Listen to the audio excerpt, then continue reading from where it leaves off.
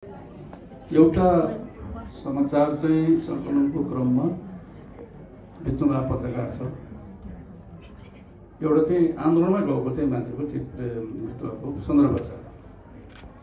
यहाँ हाम्रो चाहिँ नेपालमा चाहिँ के छ भनेदेखि सबैले सस्तो राजनीति गर्ने भयो कि नेपालमा जे भन्दाखेरि आफूलाई पपुलर हुन्छ। अनि एउटा मान्छे त सधैँ त्यो निर्वाचन क्षेत्रको राजा भएर हुँदैन नि त।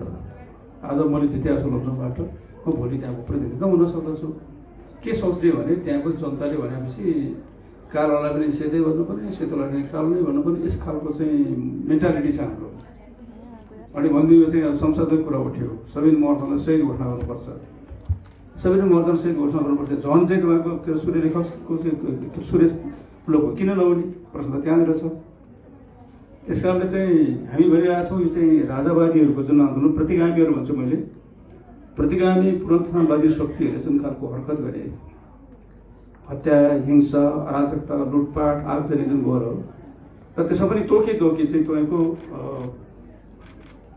निजी क्षेत्रको ठुलो चाहिँ तपाईँको हौसला चाहिँ उनीहरूले अग्लाइ गर्ने, त्यसमा पनि तोकेर अझ सञ्चार चाहिँ क्षेत्रसँग जोडिएका चाहिँ बिग हौसलामाथि अग्लाइ गर्ने चाहिँ जुन खालको प्रयत्न गरिरहेको छ, त्यो आन्दोलन हामीले भनेका थियौँ।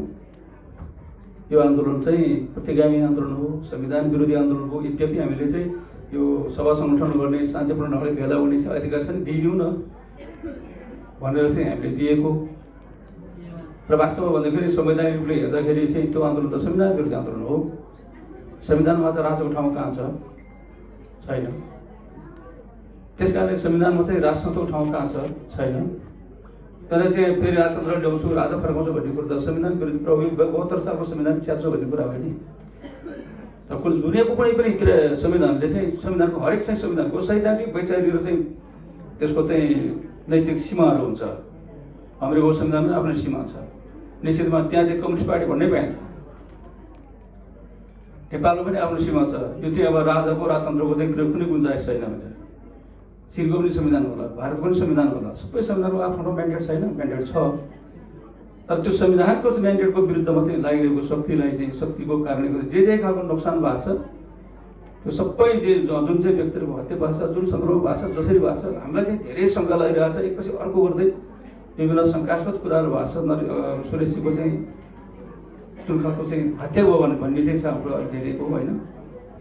त्यस कारणले यो सबै चिजको चाहिँ छानबिन गर्नको लागि हामीले तत्काललाई के भनेको भनेदेखि त्यो गृह मन्त्रालयलाई दिने, गृह मन्त्रालयले मसिनो छानबिन गरेर एकपछि अर्को चाहिँ सबै समस्या बुझिँदै गर्ने, त्यसको चाहिँ त्यो छानबिनको आधारमा के मान्छेहरू अहिले